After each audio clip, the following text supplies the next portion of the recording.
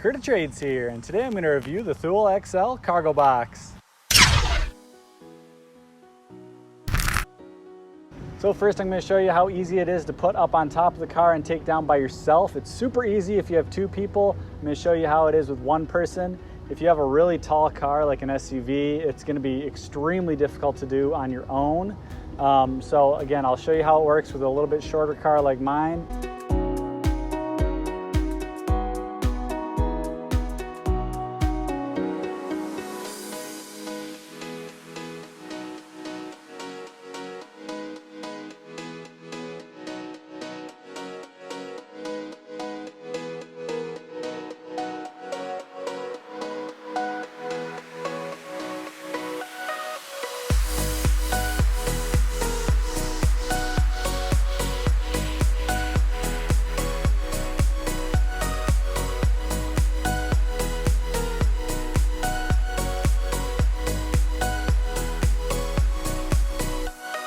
So it really doesn't take very long to set up or take down. It really only took me a few minutes to do that by myself. And again, it's a lot easier if you have someone else to help you put it up and take it down.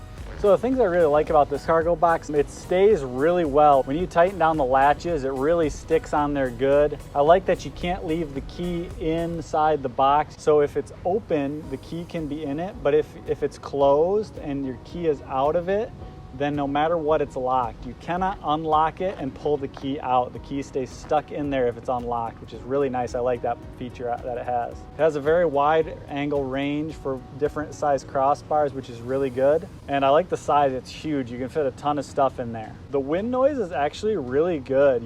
I barely even notice that it's on there unless I'm going at like freeway speeds, but even then it's very quiet compared to some that I've had. I really like the look of this. It's got like a texture pattern. I believe it's made out of fiberglass, but it's a very nice looking unit. Another really nice thing I like about it is that it does open from both sides. A lot of them only open on one side, and if you're trying to put stuff in on the other side or put it in the center of your car, especially if you have a higher up vehicle, it can be a little tricky to load and unload it. So I really like that about it, that it opens both directions. The things that I dislike about it are, again, it's massive, and if you're by yourself, it's tricky to get on and off, and it would be extremely difficult to do it on a large car by yourself. If your car is tall, like a normal size SUV, a full size SUV, you can't pull into a garage with it on. You're gonna tear it off on the roof. One other thing I dislike about this thing is storing it is kind of a pain. It's really big, and when it has these hooks on the bottom of it, I don't like setting it down on the hooks. You can, but again, I feel like I'm gonna like bust them off when I set it on things, so it's almost easier to set it upright. Unless you have like a really good storage solution for it, it's kind of cumbersome is what I'm trying to get at.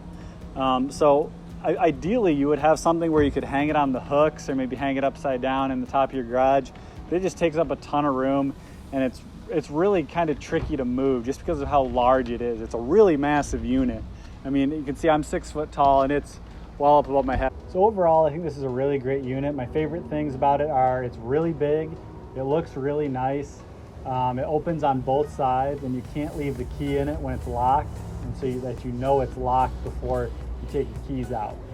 The things I don't like about it, the only two big things is that it's just massive, so it's really cumbersome. But again, that's what you have to deal with if you want a large cargo box. The other thing is the price. These things can be really expensive. They can be like almost $800 or $1,000. I bought this one used, and it's in really good shape. I think I paid like $300 for it. So if you can get one used that's in decent shape, I would suggest going that route, because again, they last a really long time and they're made very well. So I really like these units, and I can't recommend them enough.